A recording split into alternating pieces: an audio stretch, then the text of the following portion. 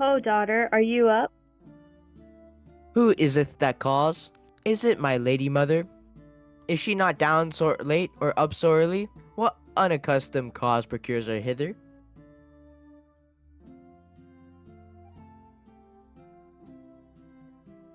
Why, how now, Juliet? Madam, I am not well. Evermore weeping for your cousin's death? What, wilt thou wash him from his grave with tears? And if thou couldst not make him live, therefore have done, some grief shows much of love, but much of grief still shows some want of wit. Yet let me weep for such a feeling loss.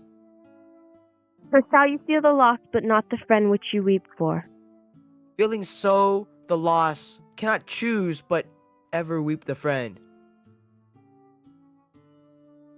Well, girl, thou weepest not so much for his death, as the villain lives which slaughtered him.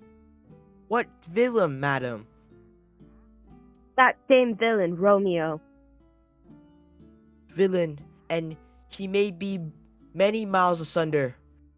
God pardon him, I do with all my heart, and yet no man like he doth grieve my heart.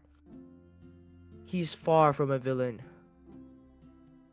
May God That pardon is him, I do with all my heart, and yet he makes my heart grieve more than any other man.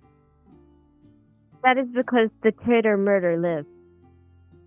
I, madam, for the reach of these my hands would none but I might venge my cousin's death. We will have vengeance for it. Fear thou not, then weep no more. I'll send to one in Mantua where the same banished renegade doth live. Shall give him such an unaccustomed dram that he shall soon keep Tybalt company, and then I hope thou wilt be satisfied. Indeed, I never shall be satisfied with Romeo till I behold him dead. Is my poor heart for a kinsman vexed? Madam, if you could find out but a man to bear a poison, I would temper it, that Romeo should, upon receipt thereof, soon sleep in quiet. Oh, how my heart abhors to hear him named, and cannot come to him, to wreak the love I bore my cousin upon his body that I slaughtered him. Find thou the means, and I'll find such a man. But now, I tell thee joyful tidings, girl.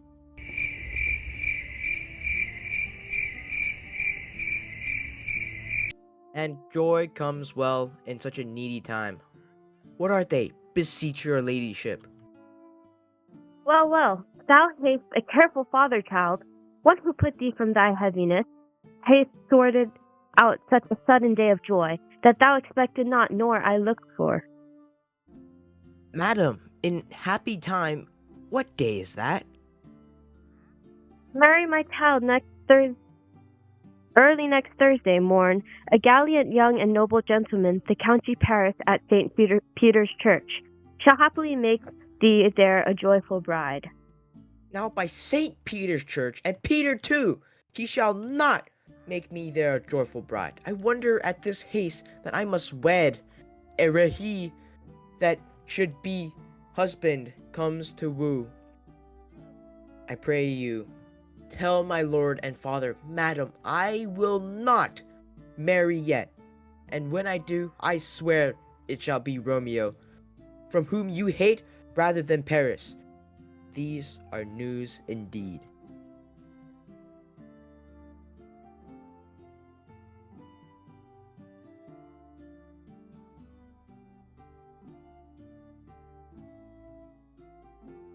Here comes your father, tell him so yourself, and see how you take it at your hands.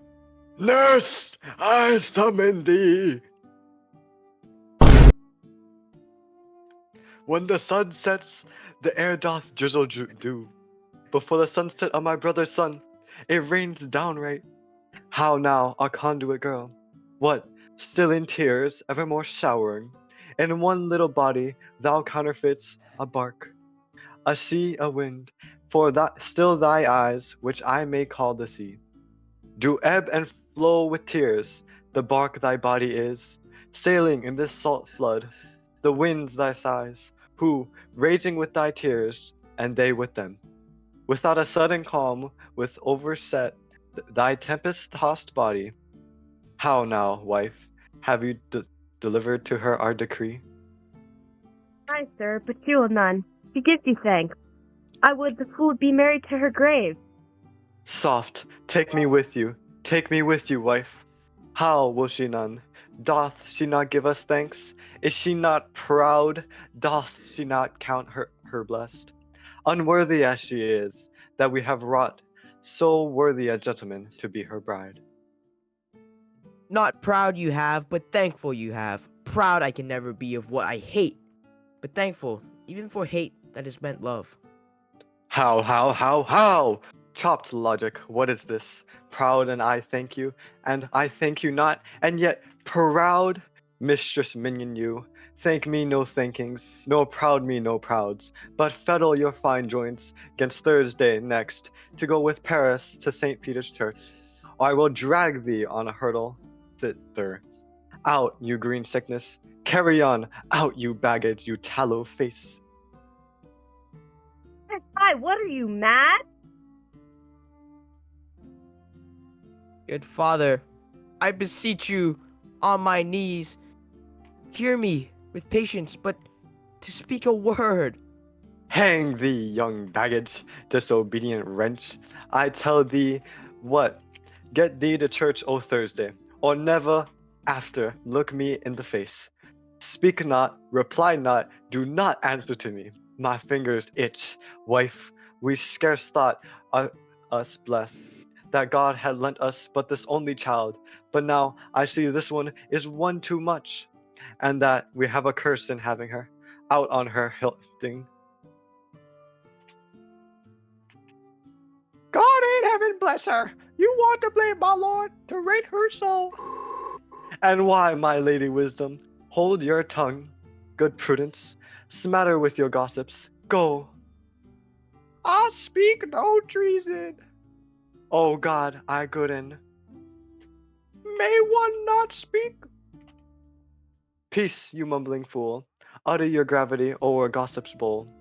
For here we need it not. You are too hot.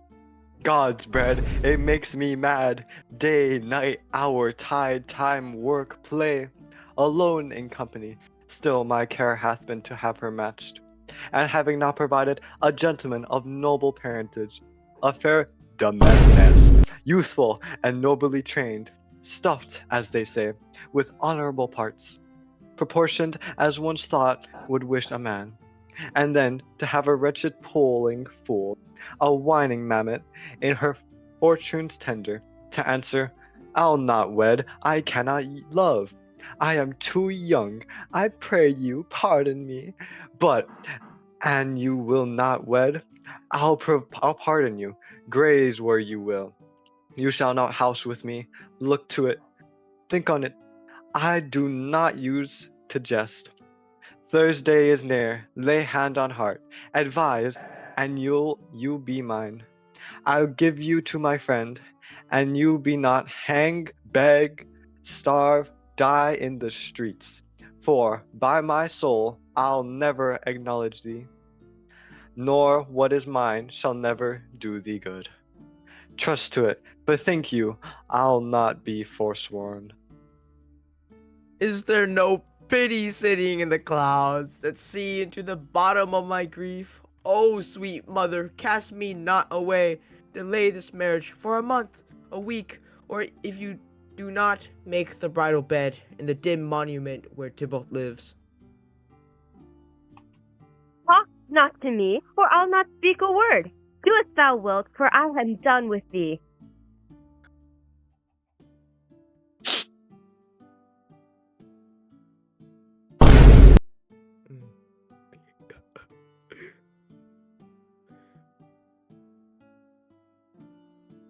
Speaking nurse, I summon thee.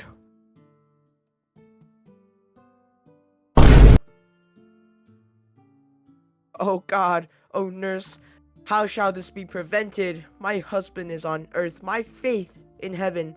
How shall that faith return again to earth unless that earth's that husband sent it to me from heaven. By leaving earth, comfort me, counsel me.